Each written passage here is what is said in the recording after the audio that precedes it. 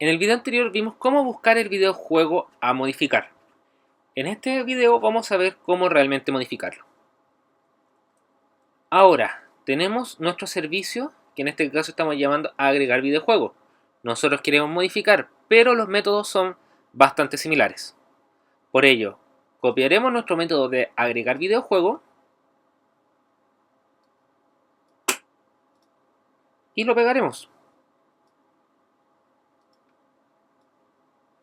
Cambiaremos el nombre debido a que ya no estamos agregando, sino que estamos modificando. Vamos a obtener el videojuego de la base de datos, pero en este caso cuando es null lanzaremos la excepción, debido a que si no existe el videojuego no podremos modificar nada. Por ende, si el videojuego de la base de datos es null, lanzaremos un nuevo exception. Eliminaremos el código, ¿por qué? Porque ahora deberíamos modificar todas las variables excepto el ID. Videojuego.setPrecio va a ser igual al videojuego que nos llega por parámetro.getPrecio.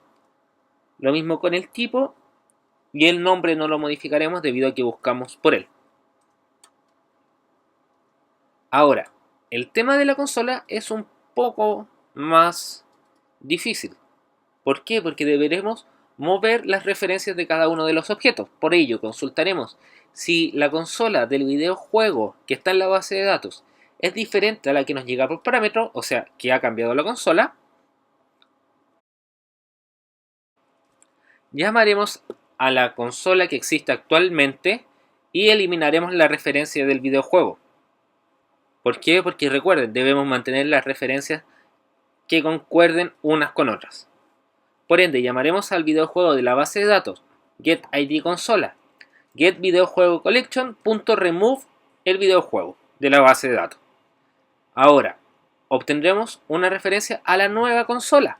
Por ende, le diremos a nuestro Entity Manager que busque una consola o un objeto de tipo consola en base al ID que nos llega por el videojuego por parámetro, que en este caso es DTO.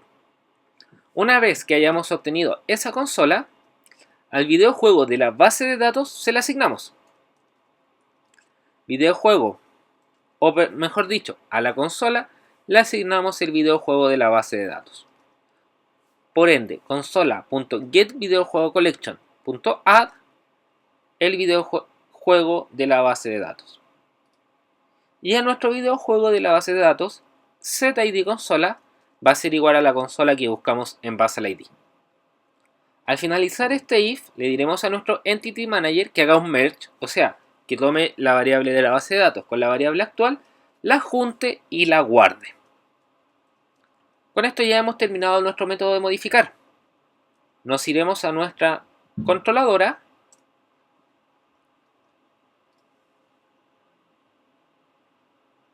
y en vez de llamar a agregar videojuego, llamaremos a modificar videojuego. Y el método que va a llamar al hacer una llamada post va a ser modificar. Ejecutamos el proyecto. Esperamos a que inicie.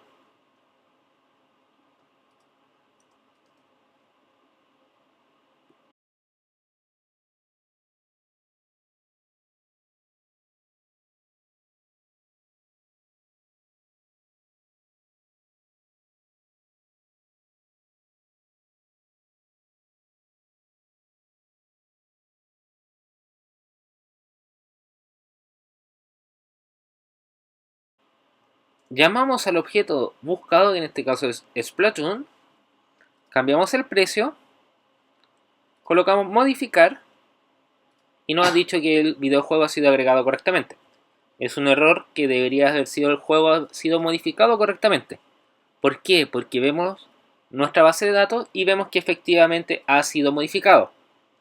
Ahora deberemos cambiar el mensaje. Cuando haya sido todo modificado correctamente, en vez de decir videojuego agregado correctamente, va a decir videojuego modificado correctamente. Ejecutamos nuevamente el proyecto. Buscamos una nueva consola. Modificamos nuevamente algún dato. Probamos el proyecto y vamos a ver que todo está funcionando de manera correcta. En el próximo video veremos cómo eliminar un registro de la base de datos.